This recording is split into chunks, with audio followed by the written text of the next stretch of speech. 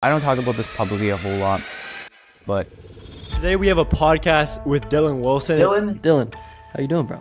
Dylan Wilson, the SMMA guru. I didn't even know what SMMA was until I was about 10, 20K a month. I went through all that, but I was like miserable. You hit 100K a month with RSC. In my opinion, scaling an agency hasn't changed in the last 5 years. What's like your process for choosing a market, choosing a niche? It's just like what's already been proven before, and let me just do that again. Let me just do it better. I would drive anywhere between 5 and 45 minutes, take 20 photos for their business, edit all these 20 photos, and then send them over to a Google Drive, and then put up with their revisions for $100. Interesting. The best thing that I've done for my productivity, my mental health, and even my business growth is... Okay, guys, today we have a podcast with Dylan Wilson. It's not your typical 2-hour podcast that doesn't get any views. This one's just going to be value-packed. It's going to be fast. And if you don't know who Dylan is, I mean, I probably don't even have to introduce him. You guys probably know who he is better than you know who I am. But he hit 100K a month with RSC. Recently, he's been starting a bunch of agencies and just pulling out like 50K a month out of his ass from all of them and just scaling all these different agencies simultaneously and posting it on YouTube. So I brought him on board because I know he can give you guys so much value if you're struggling to hit that 50K a month mark. So yeah, that being said, like Dylan, introduce yourself. What do you got to say? Yeah, I mean, I appreciate that. Your introduction was even better than the introduction I would give myself. But about 6 years ago, I got into the agency space. I started as a videographer. I didn't even know what SMMA was until I was about 10, 20K a month. And the only reason I bring that up is because I was just like, I was a videographer, then I was like do photos, and then like some of my clients wanted like social media. So then I like kind of started an agency. I worked with my first agency. I didn't have a niche. I charged really low ticket. I had like 200 clients. I was top young entrepreneur, top young entrepreneur of the year in my city. And the only reason I share this is because I went through all that, but I was like miserable. Right. And the reason I was miserable is because I didn't know how to build a team. I didn't have any systems in place. I didn't know what an SOP was. I didn't even know what Zapier was. And I had all these like $200 clients, and it was literally like a miserable customer support line is what my phone was like. And so I shut that agency down. I started an agency in the gym niche, had some, really good success with that. And then ultimately transformed into Relentless Success Club. Which has kind of been the main focus over the last year or so. And kind of in addition to, building up RSC, we've had the opportunity and had the pleasure to partner with and, work with some amazing, SMMA founders and, see some success along the way and been able to document those successes and even a lot of the failures as well on YouTube, which has ultimately kind of been the cherry on top to, build my own personal brand over the last year or so as well. Yeah. And Dylan, I really want to touch on like the agencies that you're building now. Because you've been just pulling up with all these different agencies, scaling them on YouTube, showing everybody how you're doing it. Like, what's your end play with that? What's the goal with that? Well, the end play has always been to buy a sports team. Right. And so, I grew up playing hockey. I say this because it's just the truth. I was a really good hockey player growing up, right? I played in an elite level my entire time, but despite being a really good hockey player, I never won a single tournament in my entire life. Tons of silver medals, tons of bronze medals. Was always, suffered from being a bit of a big fish in a small pond. Pretty much every team that I was on, I was, one of the best, if not the best player on my team. Where in hindsight, what probably would have made a better decision was to go somewhere else where I could have been on a better team. And the reason I bring this up is because I never won, I had this like belief that I was going to like win the Stanley Cup one day. And that was like going to be the first trophy I ever won. And then that didn't end up happening. And so I figured, well, I'm not playing hockey anymore, but I want to buy a sports team, right? And now it's like, am I going to have the success to go and buy a sports team? Probably not. I might. But like realistically, probably not. Like that's a ridiculous amount of money. But if I can build a community of hungry, driven, young, successful entrepreneurs, and in my case, because I'm the most well-versed in SMMA, use SMMA as the vehicle, I can rally up a group of 100 guys who would all have fractional ownership in a sports team, right? And that's kind of the path That's kind of like the end goal of where I'm taking it. Now, realistically, the reason why, I've been going back in the trenches and documenting these agencies and whatnot to build them up is more or less to show, like, I think it's the highest form of value that I can provide somebody, right? Like, it's one thing to show up with a Word doc. It's one thing to, create a video of me talking to how to sell. It's one thing for me to share you my sales script. I think it's a whole another level of value for people to consume content of somebody like actually on a sales call, somebody actually creating their outreach scripts, somebody actually managing client disputes, somebody actually doing it. And so I just figured that was the highest form of value I could provide, which is ultimately why I started, transitioning from just the slideshow presentation videos to just like building an agency and documenting the process. No, 100%. And especially because like me being in RSC, like it's also given a lot of value inside and helped a lot more people like see stuff in a different way. Whereas like I think a lot of people now are thinking like, oh, like SMMA is past. It's harder to do it now. And they always think like, oh, the gurus couldn't do it anymore.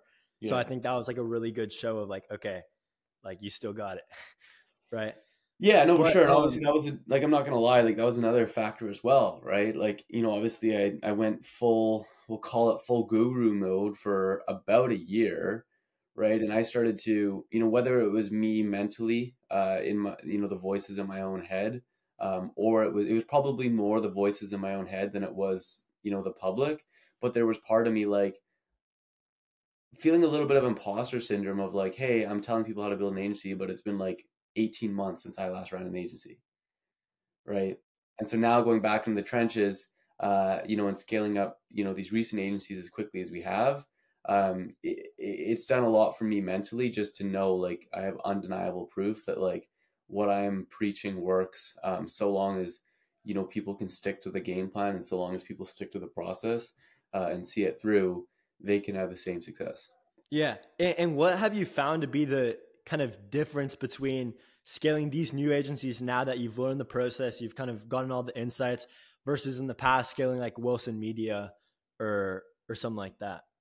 The first thing is like price, right? Like the easiest, like every big income jump that I've made in my life has been a result of me just simply increasing the amount of zeros on the Stripe invoice, right? Like, and so, we're charging amounts in these new agencies that I've, been involved with that I would have never even considered charging in my first agency. But other than that, right, like a lot of the work that I do and a lot of the work that I study isn't, I try and stay away a lot from like the tactics, right? Like, oh, this cold email sequence with this, custom Loom video. Like, I don't really know much about that. I spend the majority of my time, studying and practicing the foundations of psychology, the foundations of marketing, the foundations of sales, not what to say when prospect says X, but like why people make buying decisions and why people don't make buying decisions, right? And with that basis of understanding, the actual, process of scaling an agency back, when I first started 4 or 5 years ago and today, in my opinion, is stayed the exact same, right? Like I might set up cold email differently now, right? I might have a different opener in my DMs now than I did, right? Those are all the tactics, but at the end of the day, the foundations of marketing, people still buy today for the same reasons that they bought, 5-10 years ago. And so the overall, in my opinion, scaling an agency hasn't changed in the last 5 years. That's fair. Yeah. And what do you used to charge back with Wilson Media? I would charge 100, like the cheapest thing I would do was $129 Canadian too. Okay, So that's like $100 US. Yeah. And I Okay. would get in my car and I would drive anywhere between 5 and 45 minutes to go meet somebody in person, take 20 photos for their business, come home, edit all these 20 photos in Photoshop, and then send them over to a Google Drive, and then put up with their revisions for $100. Damn. Yeah. And now how much would you charge for that if you had to do that? I would do it for free. Like the only way I would do work like that is if it was for a good cause, and I would do it for free. Fair enough. And I forget the guy's name. It was like a billionaire investor, and he said I'd rather take I heard this on Matt Shields' YouTube. I'd rather take a good entrepreneur in a great market than a great entrepreneur in a good market. Do you agree with that? Yeah. So about 2 months ago, I was at a celebration party for one of my father's friends' company. They're 25 years in business, and they're really, really smart, really successful, entrepreneurs. And they've built what is, from a pure numbers perspective, the biggest company in their industry in our entire province. So I live in Canada. I live in British Columbia. So in all of British Columbia, they have the biggest company in their industry. And I make more than them every single month. And the only reason I bring that up is kind of funny is like they just simply chose a vehicle that's very hard to make a lot of money in. They have a team of 5 owners on the team. They have, they're incredibly smart. They're incredibly successful. They're incredibly hardworking. They've built the biggest company, right? It's a sports training school, right? So they have the biggest sports training school in the entire province, right? For the sport of hockey. And, the only reason I know this is because a couple of years ago, I was having conversations with them about, possibly buying into their company, and taking over all their marketing when I was, still working on Wilson Media. And so I had the opportunity, I was able to go through their financial statements. And at the time I was like, holy shit, these are like, this is like ridiculous amounts of money. Fast forward a couple years later, and I remember the numbers that were on those financial statements, and those numbers are less than the numbers that are on like, my financial statements now. And in comparison, they are much better entrepreneurs than me. They have much more experience. They've been through way more. RSC's 1-year-old, their company had their 25th year anniversary this year, right? They just simply chose a vehicle that's very, very hard to make money and takes a very long time. If those guys were in a vehicle like RSC, they'd probably be doing $1 million a month. Okay. And so I guess if you agree with that, what's like your process for choosing a market, choosing a niche, for these new agencies that you're like sprouting up? Like, how do you decide that? Nowadays, it's just like, what's already been proven before, and let me just do that again. Let me just do it better. Just do it better. Right? Like I'm not, I think when beginners are starting an agency, I think they should really, really, really choose a niche that they resonate with. Right? And so, let's say, for example, if I was to restart, I would choose hockey schools. Right? Now, is hockey schools a niche that I'm going to take to $100,000 a month? Probably not. Right? But if I was to get into a niche like hockey schools in the beginning, after playing for 14 years and after coaching for 2 years myself and working for a hockey school, getting my first couple clients would be easy. Managing my first couple clients would be easy. Like the entire process of getting that agency from like 0 to 10K a month would be so much easier than if I went and chose a random niche like real estate, right? That being said, at the end of the day, you're going to have a tough time bringing that niche to $100,000 a month. And so if I was to restart, I would, choose a niche that I have a lot of resonation with, scale that to 10-ish grand a month, just so I can learn how to build an agency, right? Because once you've learned how to build the agency, then I would jump to a niche that's, already proven, has a big addressable market. You could crack paid ads with, and, look to take something like that to 100K a month. And in that case, your real estate, your gyms, your real estate investors, HVAC, right? Like all the typical niches, I would just choose one that, I think I could, get along with, maybe have a little bit more resonation with, and then just go, all in on that. Mm-hmm. Yeah. And I guess for somebody who resonates with multiple or doesn't resonate with any niches, or at least that's what they claim, what's like a checklist almost in a way of like what criteria you look for in a niche to make it ideal? Well, here's another way of looking at this. One of the things that have been brought to my attention recently that has helped a lot is what's called the IQ bell curve. Okay. And as soon as I understood this IQ bell curve, I started to apply it with literally every single thing that I do within my company. Right. And the IQ bell curve is basically a simple graph that, follows the bell curve. And on the left-hand side, it has somebody with like an extremely low IQ. In the middle, it has somebody with a, middle IQ, and at the end, it has somebody with a very, very high IQ, right? And example after example show that the guy with the extremely low IQ and the guy with the extremely high IQ ends up making the same decisions. And it's the guy in the middle that overcomplicates things and and doesn't end up getting the results that they're after, right? And so some real life examples of this are like when they're talking about like the economy, right? What would somebody with a super, super low IQ think? If they're printing money, that means inflation. Inflation is bad. What does somebody with like a middle IQ think? Well, the real estate market has been up and down. It's been averaging XYZ over the last 4 years. The stock market has been here. COVID, but we're talking about a bubble. I was listening to the news the other. What do people with a super high IQ? What do the really rich investors do? We are printing money. That means inflation. Inflation is bad, right? And so we've been putting all the questions and putting all the anytime we're making a decision through this test, and it's like, if I was just a complete dumbass, what decision would I make, right? And the same thing goes with applying a niche, right? Like people can sit there and they can weigh all the pros and cons, but it's like at the end of the day, like, so long as like, if somebody's scaled to 100K a month in your niche, then it's possible, right? So you And just so look for like the simple answer that's right there. My current thought process today, if I was to go choose another niche, is I was just like, okay, let's just list out like 30 niches that are, is possible. Okay. Now, if I was a complete dumbass, what niche would I choose? It's probably going to be obvious. And you choose that niche. That's unique. That's interesting. I've never heard that. Okay. And you choose the niche, you choose the market, etc., and everything's great. How do you pick what acquisition channel to use? Because like I saw in your recent agency that you started in real estate, you decided not to do paid ads. So like I guess what made you think of that, and what makes you decide to do or not to do an acquisition channel when you joined a new niche?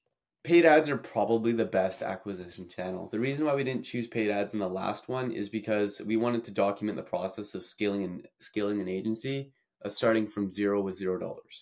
Right. So we had to do a, less effective, less scalable acquisition method. Once we get a couple deals through, then we'll probably reinvest that money back into paid ads. Right. So that was more or less to provide value to my audience, to show people, right? Like if it was me and I was doing it just for myself and my own selfish intentions, of course, I would just rip paid ads right off the start. I would just start with $300 a day on paid ads budget.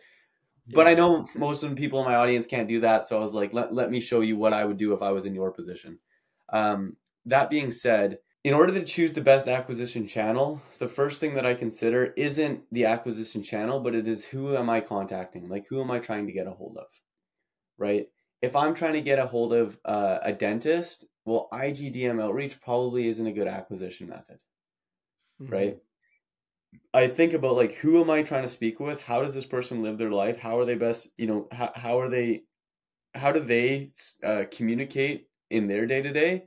And then I just match that, right? So if it's like a gym owner who's like active on social media and like, regularly posting photos of what's going on in their gym, IGDM outreach is a great channel, right? If it's like real estate or mortgage brokers or people who are always on their phone, or, even real estate investors, cold calling is probably a really good thing to do, right? If it's somebody who, is very busy during the day and probably leaves their communication to email, lawyers, dentists, etc., probably do cold email, right? And so it's not about which acquisition method is best. It's like, who am I trying to contact? How does that individual live their life? How do they communicate? What kind of lifestyle do they live? And then just matching my acquisition methods with their lifestyle. Okay. That makes a lot of sense. Cause I get a bunch of questions asking like, this isn't working. It's like so obvious. It's like these people never posted on Instagram in their life and you're trying to DM them. It's like nobody's going to respond. Yeah, for sure. And I keep on getting distracted. So I want to ask, I think we all want to know, what's the story behind the Alex Hormozi no strip that you got on? It's funny. So I about 2 weeks ago, I started working with a really good company and really good friends of mine. They run a company called Optimobility, right? And they basically optimize and automate everything for health, fitness, lifestyle. And that's the only way I can describe it.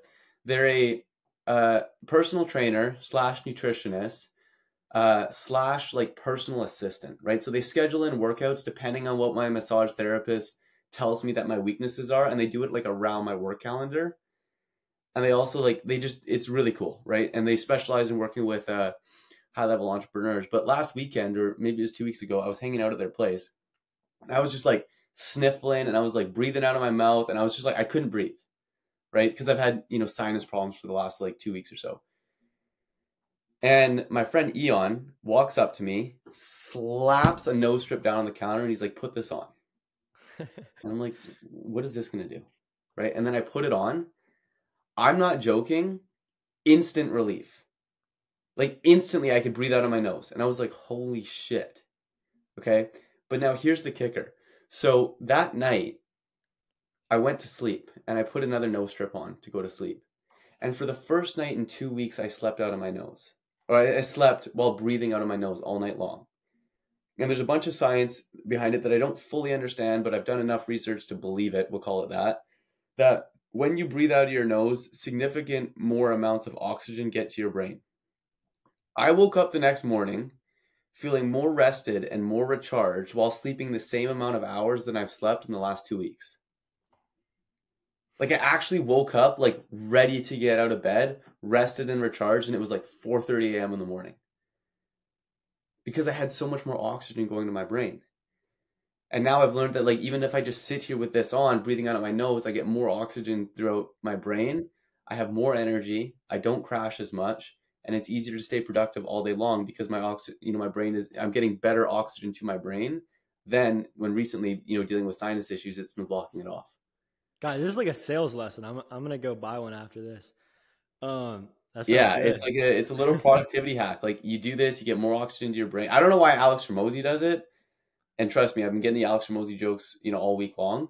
But it gets more oxygen. He's had like surgeries and stuff on his nose and everything, so it's kind of messed up. So I guess like I get more oxygen in my brain. I work longer. I don't get as tired easily. It's just been nothing but positive. So I'm like, I'll take the Alex Hormozy jokes if that's what I get in return. Fair enough. And Dylan, inside edge hockey training, being a coach there, how did that shape kind of who you are now, and how did that give you an edge in business? How has that kind of affected your entrepreneur journey? So I used to work about 40 to 50 hours a week. And basically the way it would work is you'd be on the ice and then you'd have a 15-minute break and then you'd go back on the ice. I spent the majority of my 15-minute breaks doing outreach. And it really just like taught me like just how bad I didn't want to work for somebody else. Like just how bad I wanted to do my own thing. Like how much I hated just like following the process of what other people, you know what I mean? Yeah. Right. And it was kind of like something that like, that was me, like, and granted, I love that company. It's an amazing company to work for, like, nothing but positive things. Right. And I had a great experience there. I loved the people, my bosses, like all that kind of stuff. It was just like, no complaints about working for that, other than the fact that I just really realized that I just want to do my own thing. And so granted, it doesn't really affect me much now, but especially like, when I was in that phase of like trying to hit my first 10K a month, like all that kind of stuff, a huge motivation was like, if I don't figure this out, I'm going to have to go back to, working for somebody else. Yeah. And are you familiar with the Mymer Briggs test? I think it's called. No. It's like one of like those like personality tests, except this is like the one that's like the most known and it's like quote unquote the best. I was listening to a podcast with Sam Ovens yesterday and he was talking about it. And so I decided to go take it. And I got like entrepreneur, but then it said like sales, athlete, entrepreneur, and all that other stuff. And like I used to play hockey very competitively, obviously, even though you didn't win a trophy. Maybe eventually you'll get one. But do you feel like being an athlete there gave you like some kind of edge? I really didn't like the kind of athlete that my biggest problem with hockey was it was a lot like working a 9-to-5 job. I had to play the position that my coach told me to play. I had to show up at the rink at this time. I had to be on the ice at this time. it was a lot like working a 9 to 5 job with having a boss, right? Which was ultimately, the reason why I stopped playing hockey was my last year of hockey. I was really unhappy. I really hated it. And it wasn't until I started, entrepreneurship that I think I realized that the reason why I hated it so much was just how 9 to 5y it was to play hockey at a high level, right? I had to show up at the rink wearing this outfit. I had to change into my workout gear, but I had to wear the team gear, and it had to be the red shirt with the logo here and the black shorts, right? Interesting. And it was like living this kind of lifestyle was like part of the reason why I didn't like it. So again, when I made the switch to stop, that was a further motivation of I need to get to 10K a month so I don't have to go back to that lifestyle. Interesting. Okay, because usually when I hear about like sports, it's more like, oh, it helped me, like it made me resilient, that kind of stuff. That's like a different perspective, a way to look at it that I never thought of. Because I guess everyone in sports is the same thing. It did, right? But I mean, like that was just something that I'd always had since day one. Or like I'm more talking about the last couple of years of my hockey, but like yeah, like of course, like I don't know if it was sports that made me super competitive or if that's just who I am, right? Because it's not just in sports that I'm super competitive. True. Right. Yeah. Yeah, that's a unique perspective. And I kind of want to loop that back to like, I know you still hang out with like your high school buddies and kind of like your normal friends, you could call them. Yeah. And then you have like Alex Hormozy screaming at you like, don't have friends, don't talk to people. Like, what's your take on that? The best thing that I've done for my productivity, my mental health, and even my business growth is download Newsfeed Eradicator. I don't know what I haven't watched an Alex Hormozy video. I don't watch YouTube content. I don't know what any of my competitors are doing. I don't know what anybody else is doing. Mm-hmm. You just do what works for you, and I just now wake up and live my own life. And last week, I turned off Newsfeed Eradicator and I started like going down the rabbit hole with YouTube, and instantly anxiety went through the roof. I'm like, shit, should I be trying this? Shit, should I be trying this? Should I be trying this? Should I be trying this? Wait, what if I did this instead? Wait. And it's just like, you just get overwhelmed, shiny object syndrome through the roof.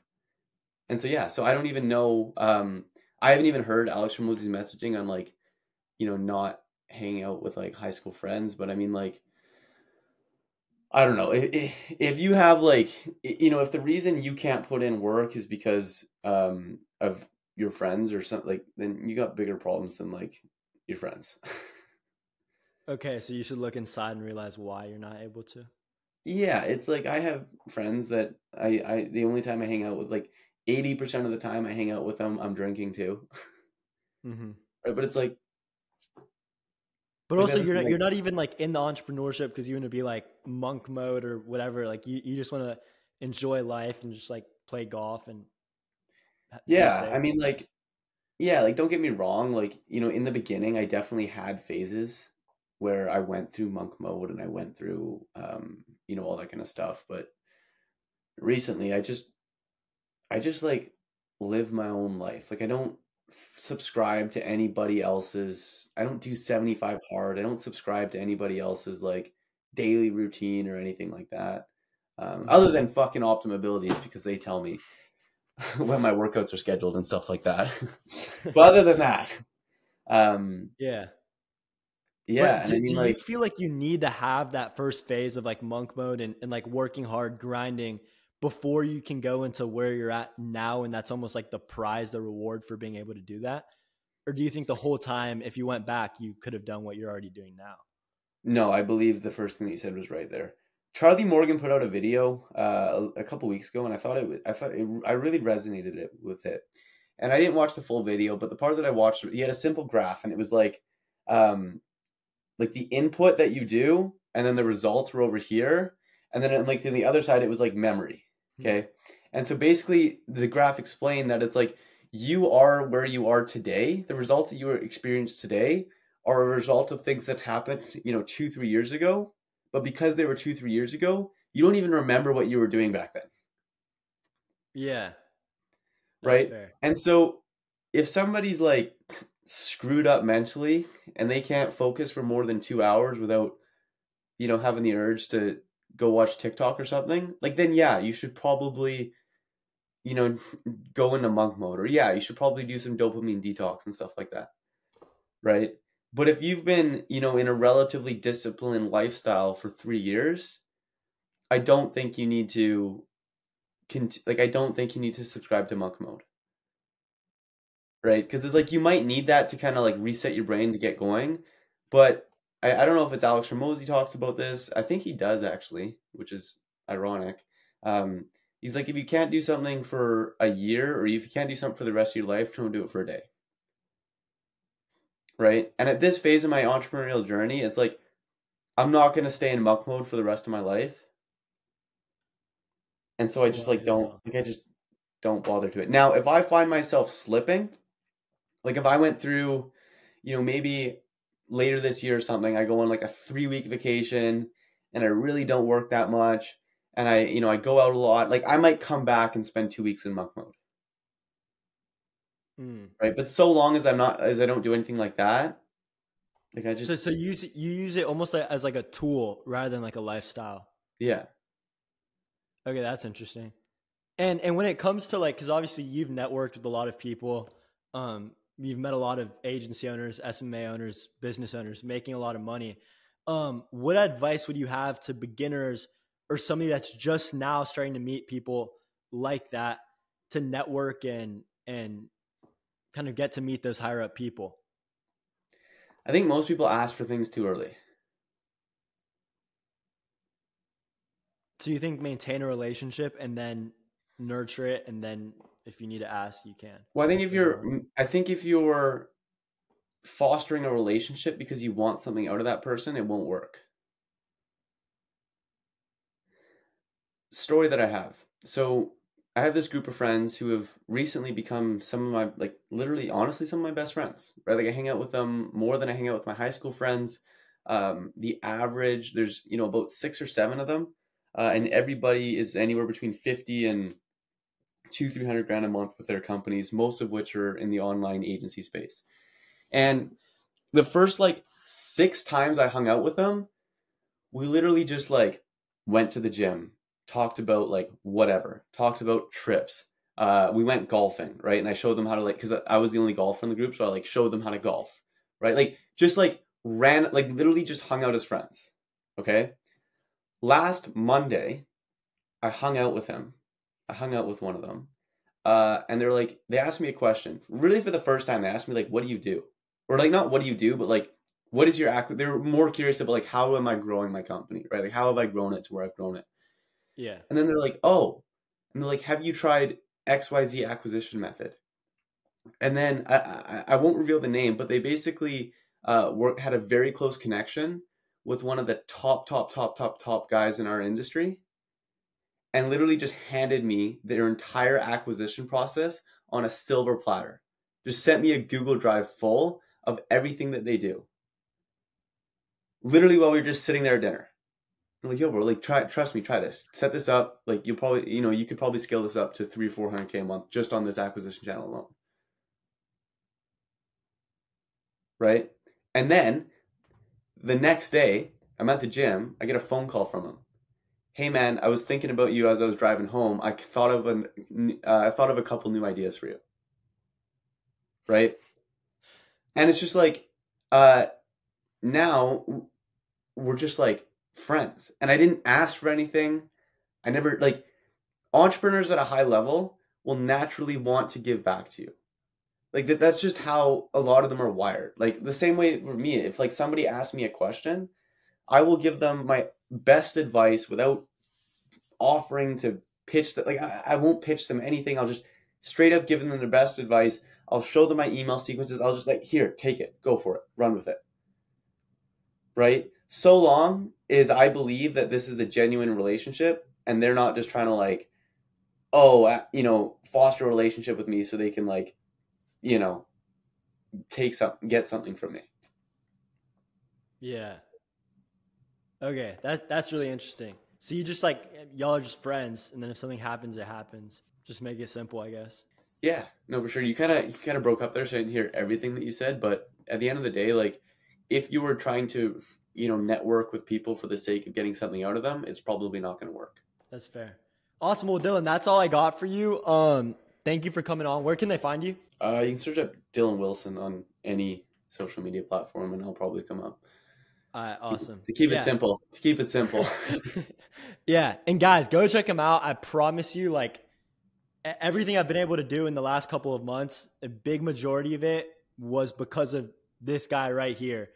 And if you're able to follow him, if you're able to check out his stuff and don't start clicking off because you have a horrible attention span, then you'll probably learn something and have a little bit more success in your business at least. So yeah, that being said, thank you, Dylan. No worries. Appreciate it.